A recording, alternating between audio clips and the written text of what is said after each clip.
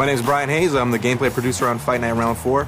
As far as improvements to the physics system from Round 3 to Round 4, for Fight Night Round 3, physics really only came into play when a fighter got knocked down. In Fight Night Round 3, because the boxer movement was somewhat slow and robotic, you often found that the gameplay degraded into two guys standing in front of each other and just trading blows. So there was always an invisible wall between each boxer.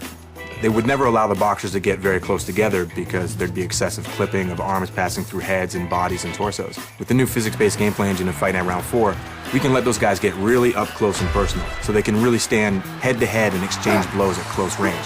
And that brings a lot of strategic depth and variety to gameplay. One of the big things for Fight Night Round 3 was the strength of each punch was determined by how far you wound back the analog stick. It was really a game about hit or miss. There were no glancing blows. It was a game of feet rather than a game of inches or millimeters. The difference of an inch or a millimeter makes all the difference in the world in the real sport and in our game. With the physics-based gameplay engine in Fight Round 4, the strength of each punch is determined by how it hits the target. So there's clean punches, there's glancing blows, there are punches that are partially deflected, and there's punches that miss altogether. Definitely a big focus for us has been the speed of combination punching. In Fight Night Round 3, the combinations were sometimes a little bit slow, a little bit unresponsive. So we've really been focused on giving the user the ability to throw combinations like an elite championship level boxer. Boxing is a sport about hitting and not getting hit. Not hitting and standing in front of your opponent and trying to swat his punch out of the air so you can paralyze him for 2 seconds. So for Fight Night Round 4, we're really focusing on defensive head movement and defensive footwork so you can step to the side or move your head to make your opponent miss and then make him pay. The knockdown moment in Fight Night Round 3 was a big moment. It was actually really fun to see, really fun to watch, but it was very repetitive, a canned animation effect that happened every single time.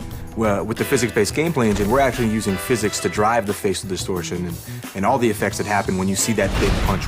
No two punches will look the same in that respect. It's going to look different every time based on the angle, the speed, and the power of your punch, and where it lands on the guy's face. It'll create a dynamic effect each and every time. The sweat, the blood spray, the spit in Fight Night Round 4, big step up from Fight Night Round 3, where you saw very repetitive, very canned visual effects. In Round 4, we're using physics once again to drive those effects so that they are different and they're dynamic and they're unique every single time. So each time you punch a guy, again, it takes into account the direction, the speed, and the force of each punch, and it drives the sweat spray off his head in a realistic manner. So taking everything together, what we're really trying to deliver is the most realistic simulation of the sport of boxing ever in a video game. In Fight Night Round 3, you saw a very scripted, very repetitive experience where people stood in front of each other, tried to swat their punches out of the air, and counterpunch. In Fight Night Round 4, you see a much more fluid, natural game with footwork, head movement, people making each other miss and making them pay.